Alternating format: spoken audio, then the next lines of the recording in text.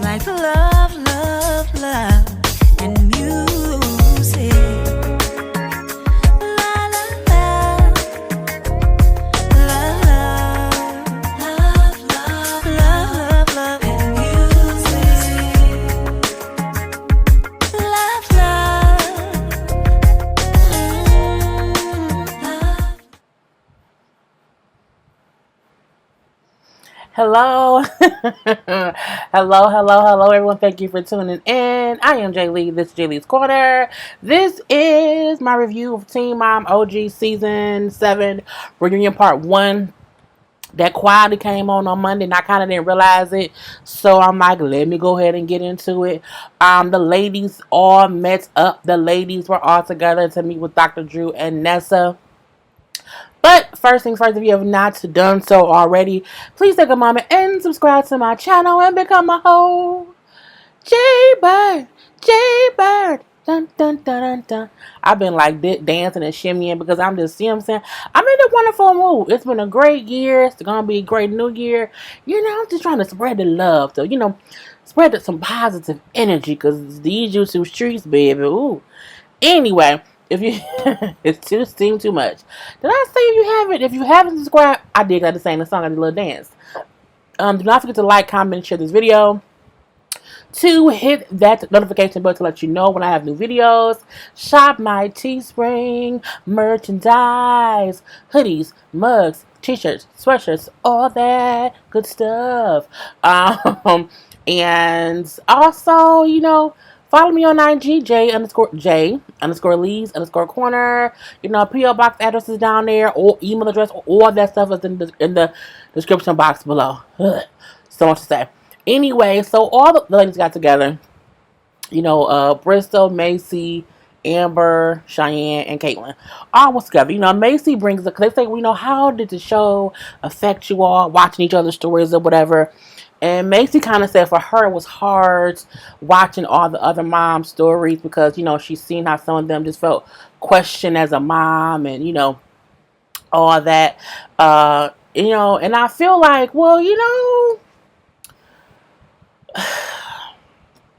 she says how she wished they understood how great they are as moms because she feels this is people. She feels like they don't know that. I think that is honestly true, especially within Amber and Kate. Cheyenne too a little bit, but I feel like Cheyenne is still young and dumb. I feel like Bristol's a whole. I'll talk about her later. That's a whole different thing. But I can feel that, especially with Cheyenne, Kate, and Amber. But it's different levels to what's going on with them or whatever. They all say how they're happy that Amber has been showing her struggles with postpartum depression. And this is depression in general. Amber has always had mental issues, whether it was her postpartum, bipolar, aggression, or she's always had something. So she's been showing just a struggle in general the past 10 years. I think this is the first time she maybe knowingly knew what it was, to knowingly say what it was, whereas before it was just like, why is Amber tripping?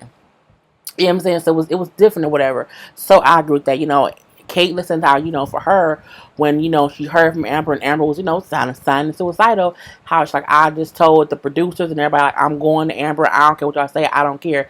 She said, Amber, yeah, she just showed up at my house one day. Like, she just showed up at my doorstep. She showed up at my doorstep. And Kate said, yeah, I just couldn't, let her be alone because I know what it feels like to, have those thoughts. I just realized my window's still open. But whatever. Amber said, yeah, she showed up at my doorstep one day.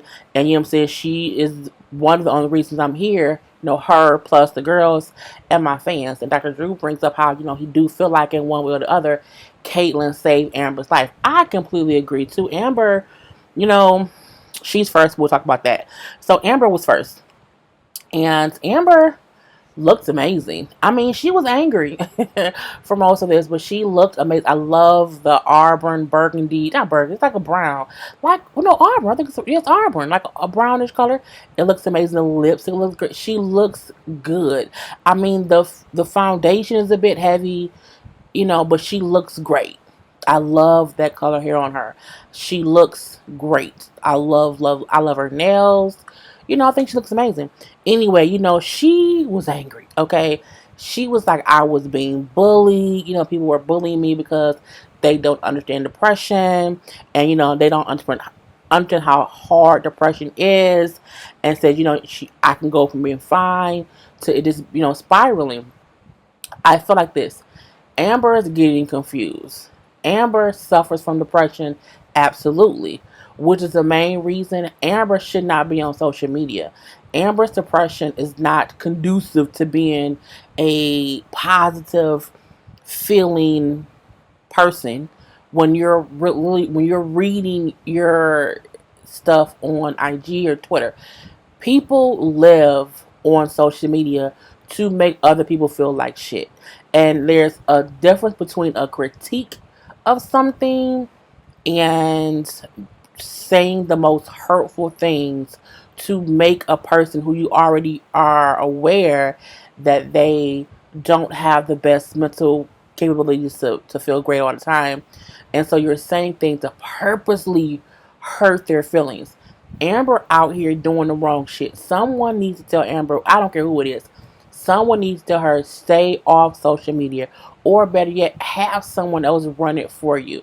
You do not need, look, I eventually stopped reading or replying to the crazy stuff that I got on YouTube.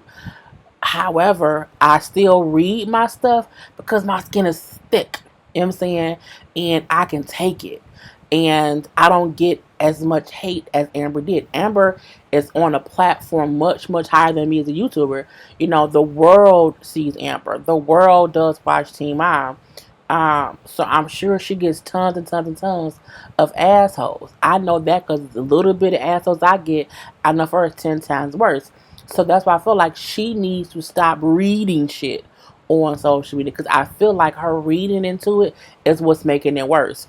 And I don't think that she's being bullied in the way she feels. I feel like assholes are saying things because they know how it's going to affect her, which is a form of bullying, absolutely. But she's feeding into it by reading it. Like, stay off social media. Stay off social. Amber, stay off social media. Okay? Have someone run your accounts to filter through that shit. And not only that, just delete, block, wiggity block. Like, sometimes you have to do one, or you can't have it both ways. You shouldn't want to alienate the people who love you, the friends who love you, by not being on there. But you need to just get it figured out. And I think the best thing is for her to have someone else run her stuff and show her the positive shit. Like, let her see some shit, but not all. I feel like Amber makes enough money to have a person to run her social media. Pay them $500 a week, and they're running your Twitter, Instagram, Instagram, all that shit. You know what I'm saying? And that way you don't have to deal with it. But I digress. She says for her, she felt like the minute the depression hit her, she said, I was great with my son. I was able to take care of him. And then one moment I was sitting there holding him and it was fine. And so the next moment I felt like all this pressure, and I felt like I was going to literally explode, and I had to give the baby to Andrew because I felt like I was going to hurt the baby because I was about to explode. So that was the feeling of the depression coming on, her postpartum depression and everything. You know what I'm saying? She says, and then one night I just gave him the baby, and told him to go to bed, because I was going to hang myself. I said, shit.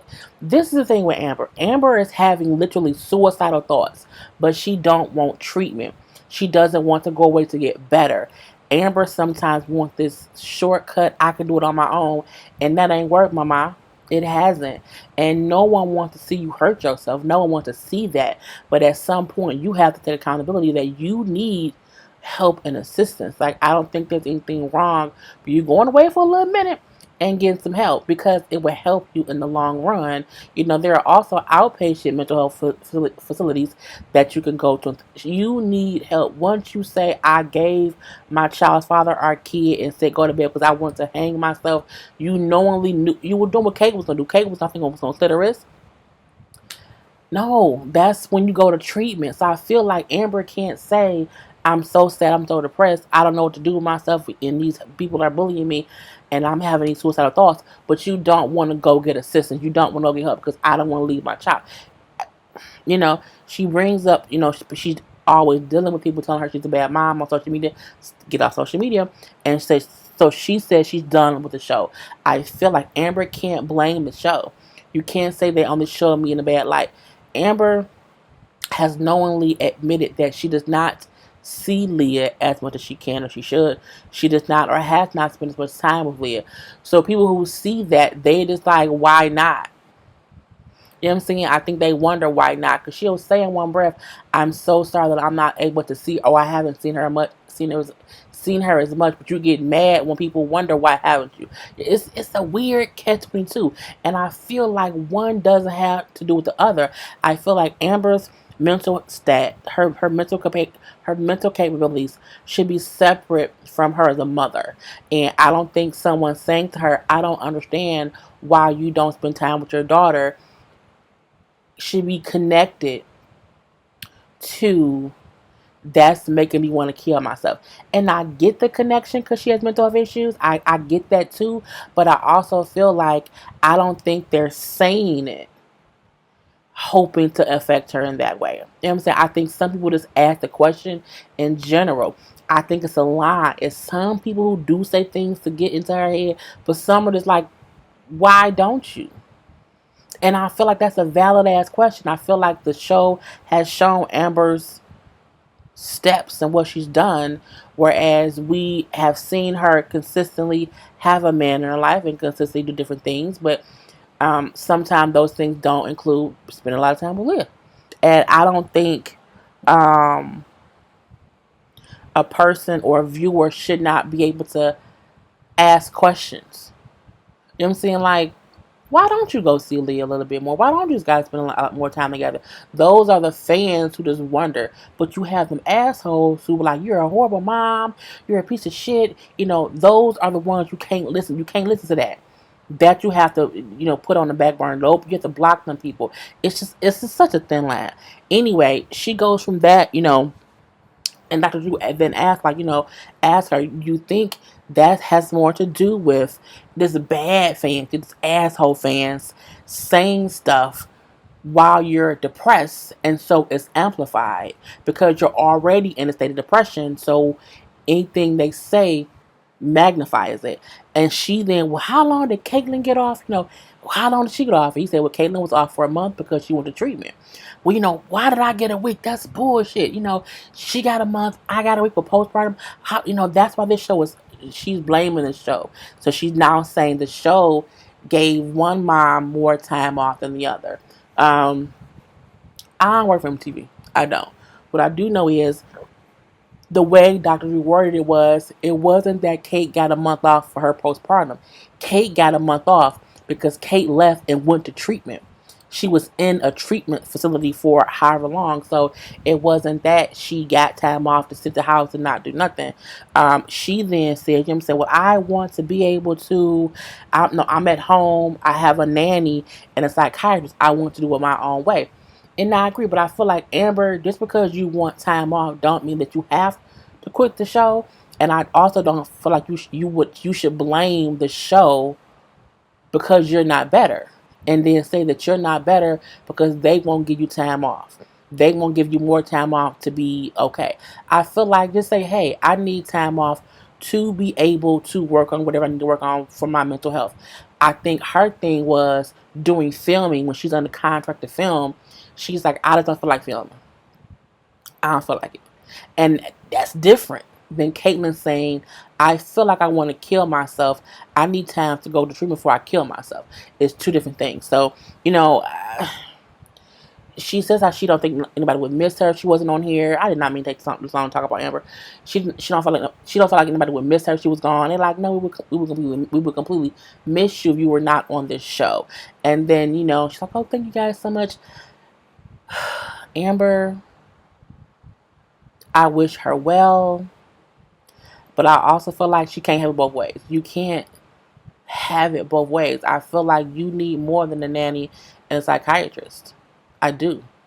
And I'm leaving it at that. Macy was next. Macy clearly did not have Fenty Beauty lipstick. The black was cute at first, and then it was smudging off as she was talking. So I'm like, that's not Fenty Beauty, baby. It's not. It was cute when it was out working, but it just wasn't. So Dr. Drew mentions how she seems a little bit different recently.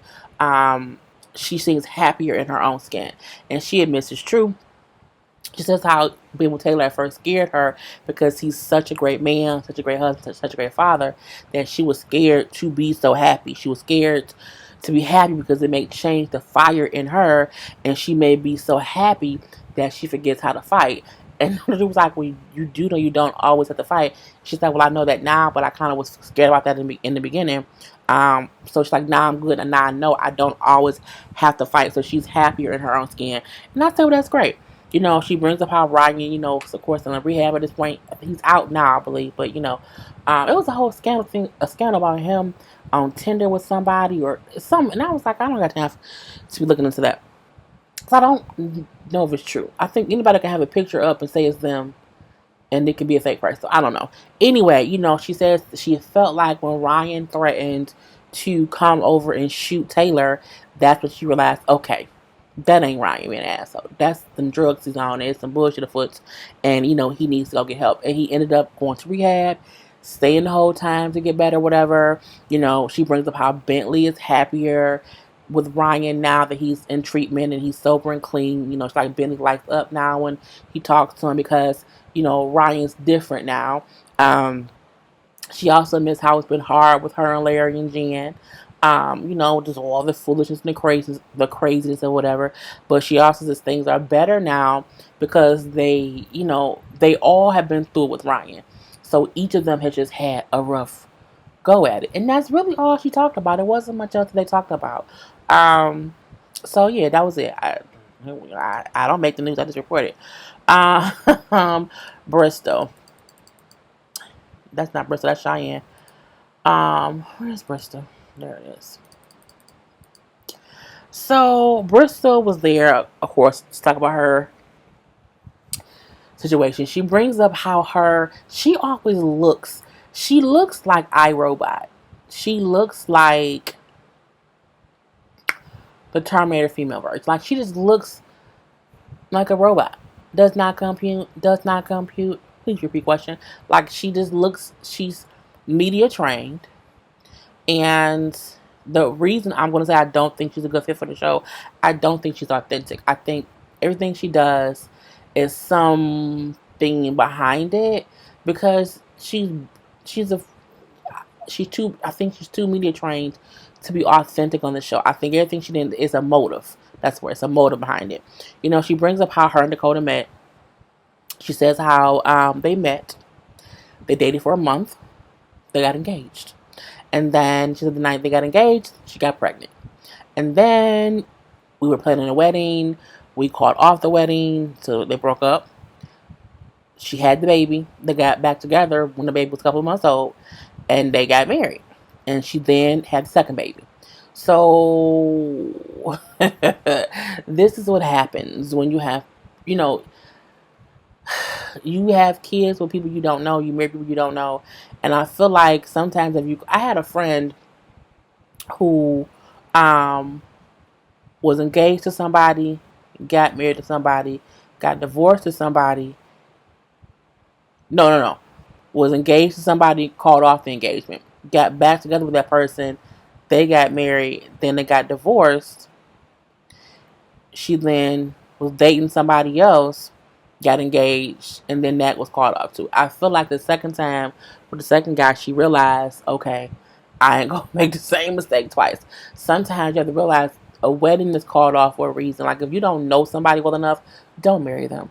And Bristol and Dakota did not know each other well enough at all. Okay. She admits, because Dr. Drew said, well, he's saying that you did not help him with his PTSD and his anxiety, whatever, like you weren't helpful. And she admits, I wasn't. I did not know how to be there for him or whatever. I didn't know if I was supposed to be there or not be there. And that was the thing. You were with someone who you weren't equipped to help, and he was with someone who wasn't equipped to deal with his issues. He needed to be with somebody else, and so did she. Like, they don't need to be together, and it's just all bad. And I think that you brought up how she always seems like guarded or just, like always on point. She's media trained, so I feel like everything, this whole this the whole interview thing that he did with her, it was like a media interview, for like a political person. Like, it was too state. Like, she had all her answers prepared. She knew what she was gonna say. It was too rehearsed, and I don't believe half of it. I do believe when she said that she answers questions in a way to not make it seem like she's lying, but not tell the full truth, and to not make herself look bad, and to kind of make herself look compassionate. It's media training shit, and I don't really quit. She said she feels like a failure as a mother because neither relationship with either child's fathers worked out.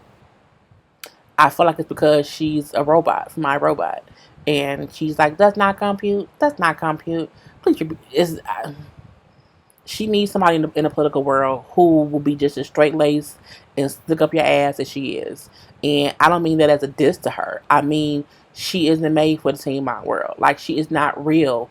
It's not. It seems fake and fugazi to me. A whole bunch of bullshit, and I'm over it. Cheyenne. I already showed her picture, but you know how that be. Cheyenne, I liked her hair. It was different. It was cute. I guess she tried to look adult.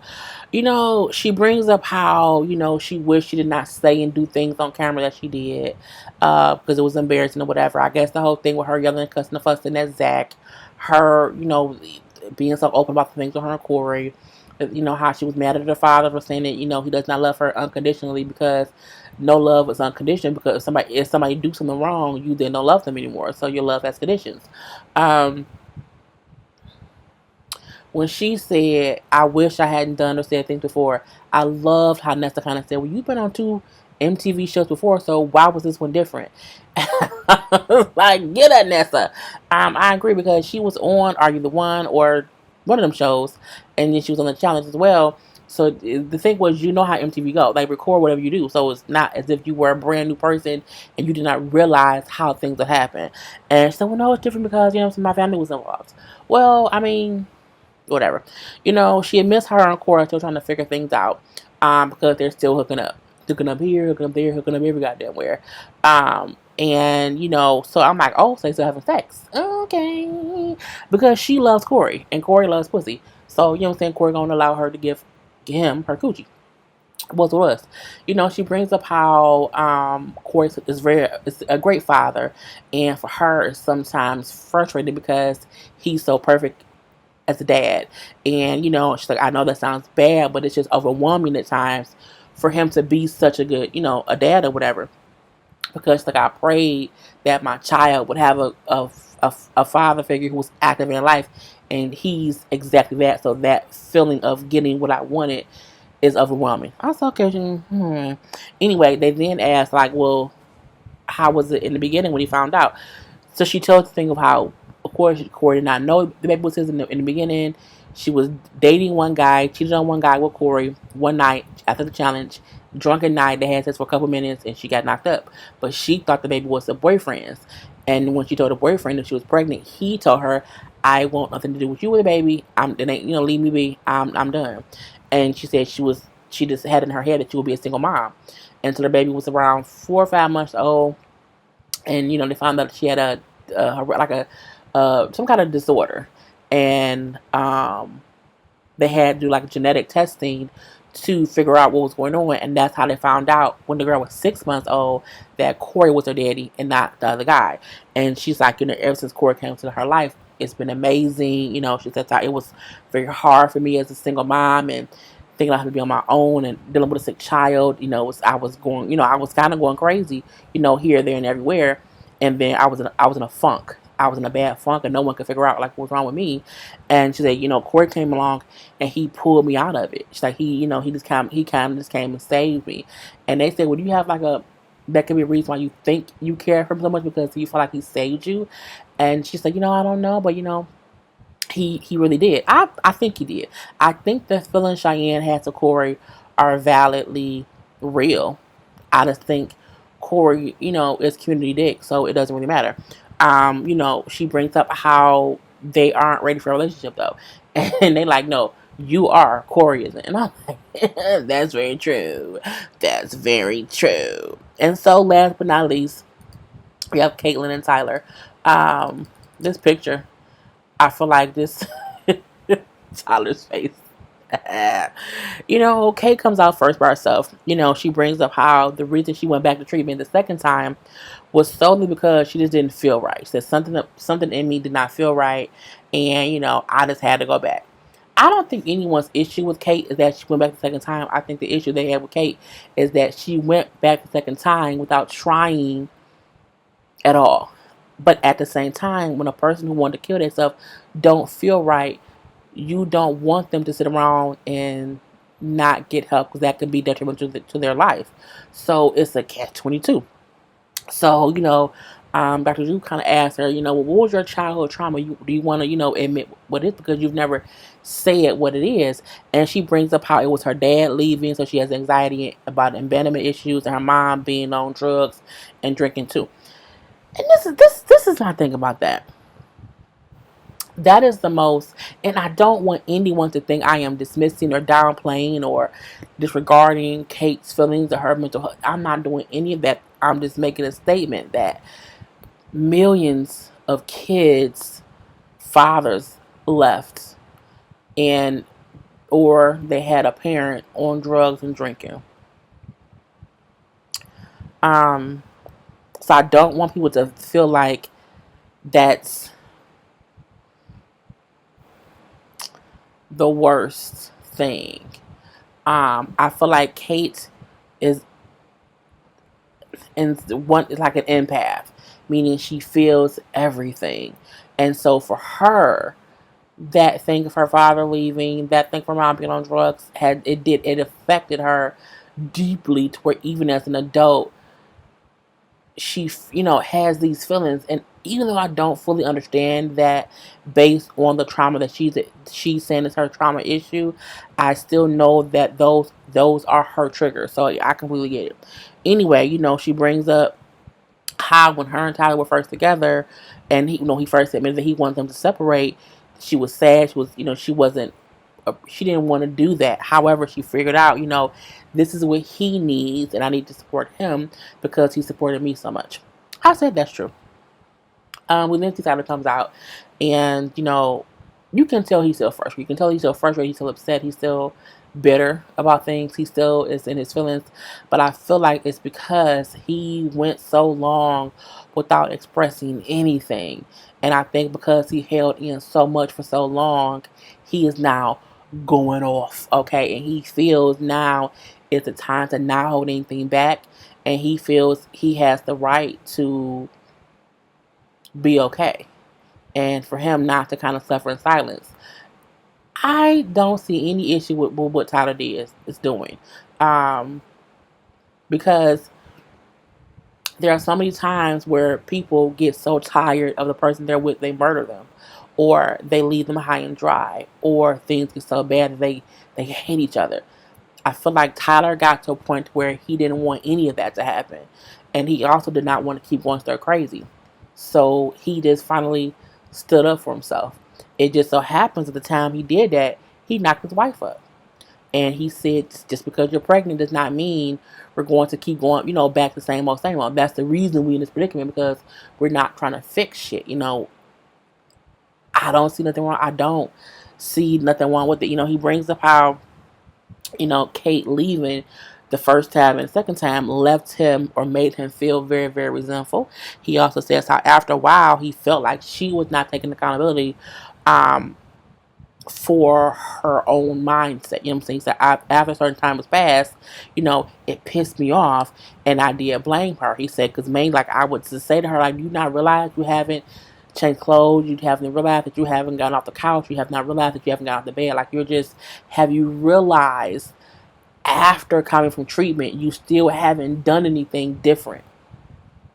Nothing. And he said at that point, because nothing was changing, he did get resentful. He did get bitter, and he did, he blamed her. And again, I think it's because for so long he kept holding shit in.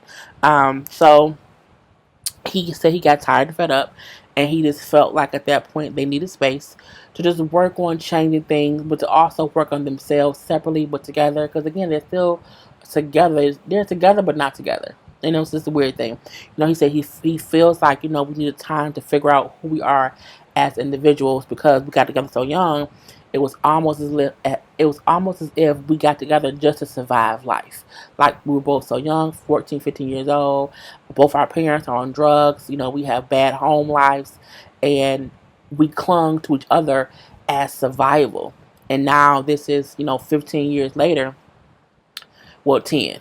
10, 11 years later. Well, no, probably maybe like 12, 13 years they were together before the show started. He said, but 10, 12 years later, what are we? And so who am I if I'm not Kate's husband or if I'm not a father? Like, who am I? And that's hard to realize you have no idea who you are outside of being connected to another person. I've said that before.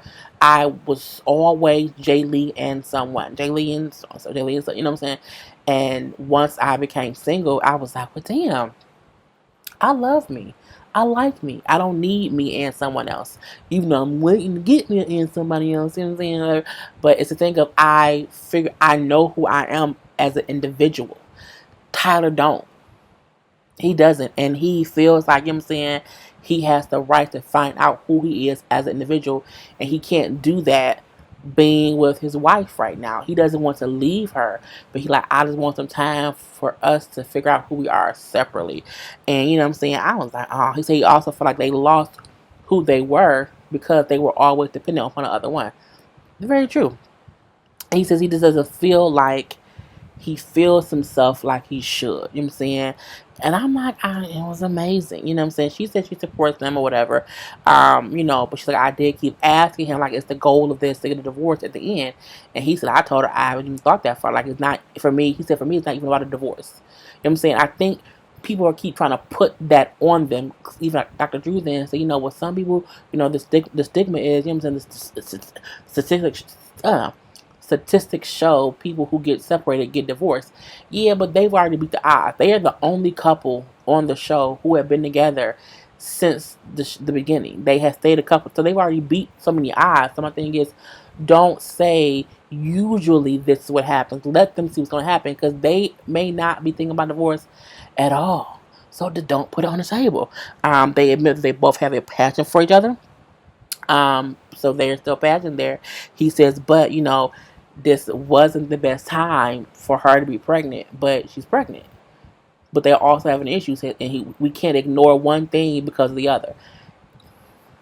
And that was it, y'all. I mean, it was a good Love Reunion. Part 2 comes on, they said, next week. I don't know if it come on New Year's Eve or not. We shall see. But yeah, that's it, y'all. I have to go. I am Jay Lee. This is Jay Lee's Corner. Peace. He's like love, love, love, and music.